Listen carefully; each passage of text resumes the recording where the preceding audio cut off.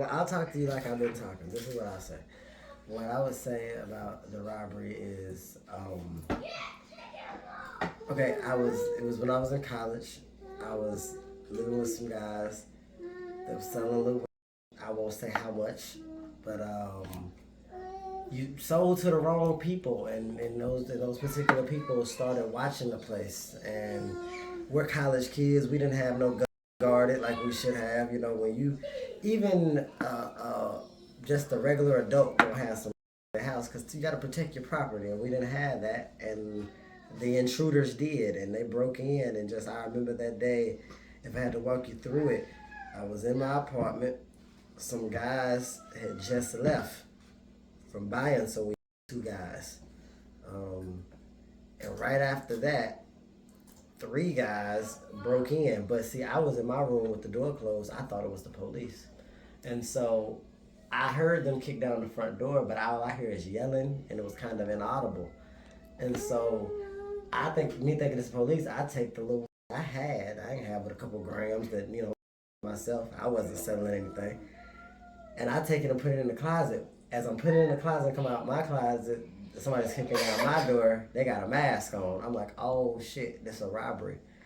They took us in the kitchen, just talking crazy shit. They went to my roommate's room. They get his safe. They can't get it open. I was the only one that knew the code. They said if nobody opened it, they was gonna kill somebody. That scared me. I ain't but 19 at the time. Yeah, I wasn't 20. I was 19. So I put the code in the safe. They pushed us down. They made us take all our clothes off, walk to the back room, and then they ran away. And that's how I would tell that story. And so that happened that day, and I was scared. But as far as the beginning of PTSD and trauma from it, I would say that began a year later, maybe months later. I don't know. It definitely didn't happen the first 6 months. I came home the next day. I was out of town the next day. I remember my granddad, I called him. He was calm. He was just like, hey, do what you got to do. And my grandmother at the time, when I got home, she wasn't here. She was staying with her brother. But as far as the PTSD goes, I think it happened due to a later event. And I won't go into that one too much. But, basically, let's just say I got robbed again. And that one I think triggered the first one, and then I just became this turtle in a shell. Didn't want to go nowhere, didn't want to be out. Loud noises made me nervous.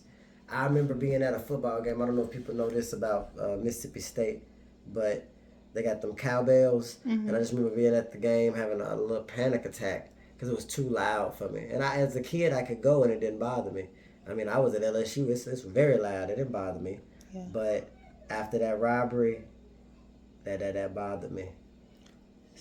When was the first time you may have thought, I think something is wrong with me? I don't know if it was caused by or not. I'll say that because I'm gonna just tell it like it happened. I remember the guys from Dubai was cool and gave me this volcanic vaporizer, and I used to hit it all the time. And I started to notice when I would hit it, I was having this chest pain that just felt uncomfortable, and so I stopped smoking for like months, but the pain didn't go away, and it would only hit at night, and then it would turn into start to have this feeling like something was stuck in my throat, and I couldn't get it out. But I didn't know what it was, and that would give me the sensation. I'm like, oh snap, is it gonna get bigger and close my throat up where I can't breathe? And then it would feel like you're wrestling with that for like 2-3 hours, and when you finally get done wrestling with that, now you're tired and exhausted, and it keeps you up late at night. And so that's when I began to know, okay, I think I got a little trauma for this, and I thought it was never gonna go away. I don't have that anymore.